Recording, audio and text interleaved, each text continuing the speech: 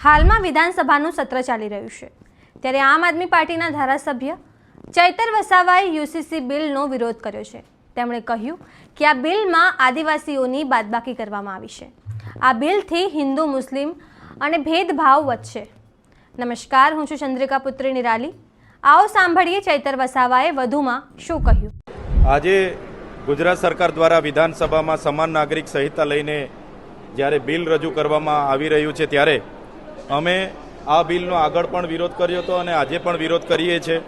આદિવાસી સમાજને આ બિલમાંથી બાદબાકી કરવામાં આવી છે એવું જણાવવામાં આવી રહ્યું છે, છતાં અમને ભીતિ છે, સામે ચૂંટણી છે એટલે કદાચ આદિવાસી સમાજને સમાવેશ નથી કર્યો, પણ આવનારા દિવસોમાં ચોક્કસ એમાં સુધારાના ભાગરૂપે આદિવાસી સમાજનો એમાં સમાવેશ થશે।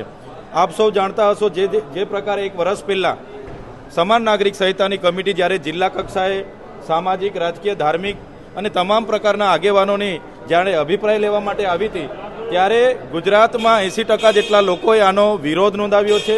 એટલે લોકમતની વિરુદ્ધમાં જઈને આ બિલ લાવવામાં આવી રહ્યું છે ત્યારે આ બિલનો અમે વિરોધ કરીએ છીએ। આજે તમે ગુજરાતમાં જોયું હશે, શું અમે સરકારને પૂછવા માંગીએ છીએ, શું આ બિલ લાવવાથી સામાજિક સમરસતા થઈ જશે? શું આ બિલ લાવવાથી રાષ્ટ્રીય ભાવના મજબૂત બનશે?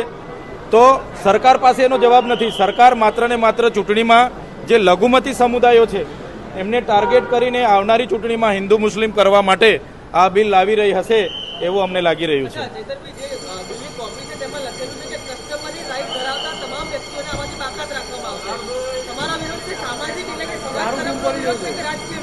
હાલમાં બંધારણ બન્યું અને બંધારણમાં દીવાની કાયદા, ફોજદારી કાયદા બધા છે જ, બાળ લગ્ન ધારા પણ છે, હિન્દુ મેરેજ એક્ટ પણ છે, વારસાઈ ધારો પણ છે અને દત્તક ધારો પણ છે, છતાં સમાન નાગરિક સંહિતા લાવવાની શું જરૂર પડી? આપણા દેશમાં વિવિધતામાં એકતા એ જ આપણી ઓળખ છે અને બંધારણ આપણા તમામ ધર્મ, નાતી, જ્ઞાતિ બધા જ લોકોને પોતાના વ્યક્તિગત કાયદા અને સામાજિક કાયદાને બંધારણે પ્રાવધાન આપ્યું છે। મૂળભૂત અધિકારોમાં પણ પ્રાવધાન છે।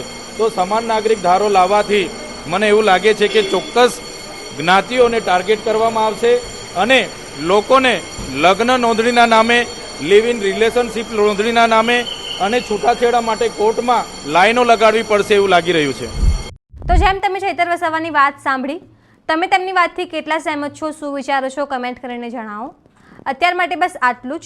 સમાચારને લગતી વધુ અપડેટ્સ માટે અમારી વેબસાઇટ www.gujaratplus.in પર પણ માહિતી મેળવી શકો છો। ધન્યવાદ।